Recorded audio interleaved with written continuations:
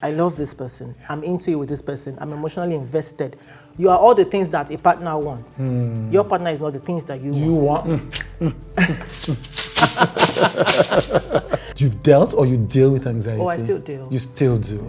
Because mine started from when my mom died. Because maybe she knew she was dying and she thought, let me call her. Because I was closest to my mom. But why didn't I pick up? That relationship was so draining. Like, it's the kind of draining that you just don't want to do anything. You're just there. For somebody who's emotionally unavailable, there's nothing you can do. You can turn yourself upside down. They can like you. They can be kind. They just can't meet you. Truly, when we're naked in the bathroom, alone and afraid, we are all just looking for that one thing. It's just to be happy. You've mentioned before that you've dealt or you deal with anxiety? Oh, I still deal. You still do? I still do. You know, explain, like, my partner deals with anxiety, you know, and I never understand it, you know. I mean, you see it. It's sad. It's sad not to understand it. Yes. I wish that you would. You have to take conscious effort to understand, yes. Because it's not something you can control. You can manage it. I mean, as you grow older, into yourself, learn about yourself more, and also love yourself enough to know, I have to do better in this area. You have to make conscious effort to do better as the person living with anxiety. However, as also the partner of the person living with anxiety, you have to see, for example, your partner will say, why didn't you tell me when you got to where you were going? You know why? Because they keep checking their phones 10 times. Is it there? Hope it's there. Hope it's safe. There's no reason to think like that, but you are thinking like that.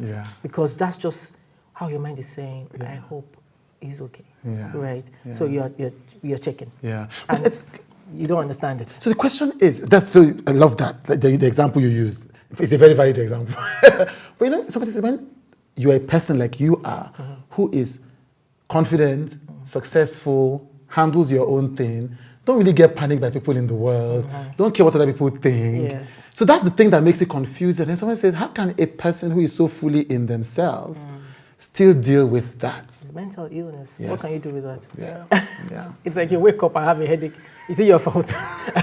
You can't do anything about it. Again, what you can do, see a therapist. Work on yourself. When the therapist gives you your assignment to do them, judiciously.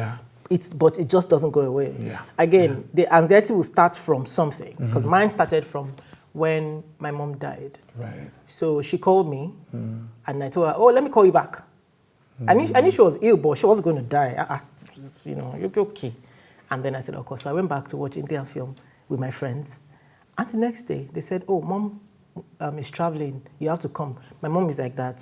When she's traveling, she wants all of us to follow her to the airport. So I thought, oh, God, come to Lagos. And then I got to Lagos. I found out, they called me to come home because she had died the next day.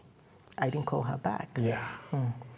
And I didn't know that was the beginning of my anxiety. It was later when I started seeing a therapist, because I was like, I was never like this. I'll sleep. I don't really care much for things. I was very nonchalant. I mean, my mom used to accuse me of that a lot. Like, you don't even care about, you don't do things, you don't. But then I became the person who, what's this? Where is she now? Where is he now? Worry for nothing. For things that by yourself planned in your head, and it's not really real. So my therapist started asking me questions, and they went back to that, oh, do you realize you're afraid that if this person doesn't call you back, the person may be dead, or been in an accident, or maybe they're going through something, that's why they know. Oh, and I realized, that was why. Yes, I still have it. Dealing with it, but still there. Was there also guilt? Of course, there's still guilty today. Like, again, therapists will tell you, it's not your fault. Of course, it's not my fault. Hello, I didn't kill her. But your mind doesn't know that. My mind knows it. Right. But why didn't I pick up? Right. Again, you can't really excuse some things away. And then you begin to ask yourself, would you want your child to do that to you? Because maybe she knew she was dying and she thought, let me call her. Because I was closest to my mom. But then I didn't pick up. So every time I think, why didn't you just pick up? Now, I can't remember our last conversation till today. I remember things, I just can't remember. What was that thing that you had with your mom? I still can't remember. So there's guilt. I think it's important to understate this, and that's part of why I asked it, because people still don't understand that our minds are not all in our control. Well, we can. Oh my God. The mind is powerful. Yeah. Gosh, and that's why I try my best. I control my mind a lot. Yeah. But when I can't, I just leave it. And I don't want to show that to other people, so I stay by myself. So that when my mind is going well, let it be going well, don't leave me. Because then I have to come, actually, so do you know what I'm thinking? And you're like, that is just absurd. So I don't want to tell you. I don't tell anybody. I just keep my mind to myself. I like that. Keep my mind to myself. Yes, you just don't just, because we know, as wholesome as you can get, that this is your mind playing on you. At this point, I can't control Isha. Yes, at this point, yes. So let me just leave it. Yes, even if you intellectually know, you know but the reality is what the reality is. You already know all those things. You know the issues. You know how you are at that point.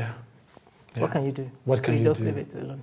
I say when people say, don't worry, it's all in your mind. I'm like, but the mind is where the action is. It's where you do things. That's where anything starts from. That's the operating system. Exactly. So, yes. Yeah. Again, one of those things that's difficult for me to imagine, but of course we are human, so we can imagine it, is then the anxiety got doubled up because you were in an emotionally draining relationship. Badly. Of course. And that's the thing I was trying to tell you, that you have to give your partner that thing where your partner has anxiety. Don't make it worse by being emotionally unavailable or not understanding. So it made it worse where that relationship was so draining. Like, it's the kind of draining that you just don't want to do anything. You're just there. It's like Nigeria, where we're just here. We can't go anywhere. That's a good way to How they are treating us, we shall. Stay there. But again, because it wasn't physical abuse, it wasn't mental abuse, it wasn't verbal abuse, it was just emotional. And then, because of the kind of person I am, I'm a problem solver, I'm very good at strategy. I will sit down and write it that this is how we'll resolve this issue today. This is how I'll say it so that it will go well. This is how. Then I present my case as I have strategized it. It still doesn't go well. For somebody who's emotionally unavailable, there's nothing you can do. You can turn yourself upside down. They can like you. They can be kind. They just can't meet you at that point where your emotional needs are very, very. So that was what was going on. So I couldn't sleep. Then I started developing insomnia, anxiety, insomnia. Oh God, good time. Of course, I would talk about it on DANG. Yeah, of course. I would write about it. Yes. I would, but it was happening in real life. So no matter how much I wrote about, and people also shared their stories, it wasn't enough to stop, because my fault was always seeing good in people. Say, but this person is so nice in this way. That means you are capable of doing better. I will keep trying, just to make sure that I did my best. Yes. And sometimes you don't need best. You have to walk away quick. Don't waste time. Yeah. But a lot of us have that. We keep saying the good and say, I will try. Yeah. I can see you will do better. How do you know when it's a situation to try and when it's a situation to leave? When the person wants to try. Not when you are trying. Because you already know with your position. I love this person. I'm into you with this person. I'm emotionally invested. You are all the things that a partner wants. Your partner is not the things that you want. So you have to be very careful with that and say, maybe 2 ways. Some of them just need coaching because of exposure, background. They don't even know. Yeah. But the moment you show them and they say, oh, I like it, they start doing it. You see? Some people, I'm not going to. I don't understand what you're saying. And you keep trying. And they keep giving you the same answer. But you keep looking for, like I did, different strategies. Maybe if I say it this way, same answer. Another way, same answer. So there's nothing changing about this situation. Nothing is changing. Yeah. But you are looking for ways to say, if I do it this way, do it that way. Yeah. And then at some point I said, there's no other way again. Especially, with all the anxiety, with all the insomnia, it's enough. It's enough, yeah. How long did you spend in this situation? 3 years. That's a long time. Yeah, it's a long time to deal with that kind of deal mind. With it and try. Yeah. And try. What gave you the courage? Did you do it the way you did it with the company? When you just decided that I stop. That's what you did. That's what I do. Yeah. Unfortunately, people say it's my therapist, not people. My therapist. I love it. Says it's not the best way. I say, excuse, yes. I do the best way I can. Please. It's like I tell people, let me do the one I know. The one I know. When I know better, I will do better. Because you can't. What will I do? Yes. So normally I will talk. then I just stop talking, and that's it. Yeah. Unfortunately. Unfortunately, yes. And then you're not saying anything. I really, genuinely, and I'm not lying when I say I don't have anything to say. Because you said I just it all. stopped having anything to say. Yeah. A while ago, you talked about how to know when a woman yes, is no longer... when she stops talking. When she stops talking. When she stops talking. Yeah. And it's true, because I'm actually tired of talking. Yeah. Why? What am I mean, you just get to that point, and you would think it's a big thing that happened, though. Maybe just forgot to put the toilet seat down. And you'd be like, you know what, I'm done. It's small. Yes, it's he's done the biggest things. Yes. He's done the craziest things. Yes. And then one day just did not put the toilet seat down. Yeah. And you just stop talking. That's it. That's it. I mean, obviously, the fact that you share from your deepest truth is the reason why people connect so strongly with the platform, don't you think? I think. Because it's very, I mean, it was and still is incredibly honest. Those, what I used to say with one of my friends, those new things that we can't, that we often only see in fiction. You can read it in a novel, and a novel describes it, you know. But for another human being to describe it real time. Yeah, as it's happening to them. As it's happening to them. Not only even to me, I mean, the platform now is about other women as well. The stories that they tell. Sometimes when I read, I have to click the person's profile, like, and I see happiness from somebody who said, I was just beaten yesterday. I see 2 hours ago, my husband and I, my darling, my sweetheart, and you're writing me to say, Ife, I think I want to leave. Wow. And I'm seeing on your page, God bless our provider. Like, what the hell? Yeah. So it makes me empathize more. Yeah. Like, so when I see, even when known people send me messages and I see that they're happy on Instagram, and people are saying whatever, I truly understand it, because where do we find solace when we don't have any, when we can't find? You just give yourself something to hold on to for a while until you yourself can get out of that situation. Yeah. Just let me hold on to whatever. So those posts of, oh, my husband and I, my love, my this, it's just, what can I hold on to for now? Yes.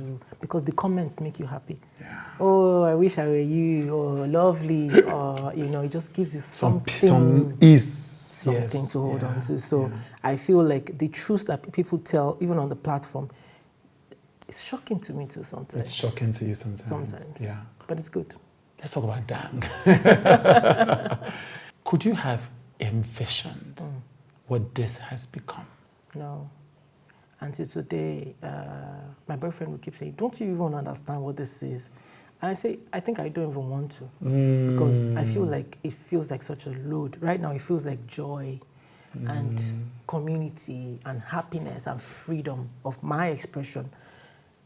To not have to burden myself with what it really is. Like, people say, do you know how big?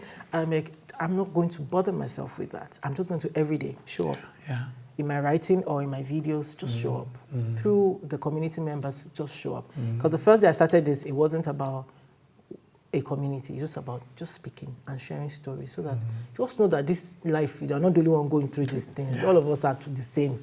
It's not, maybe some people we just have different lifestyles, but truly when we're naked in the bathroom, alone and afraid, we are all just looking for that one thing, is just to be happy.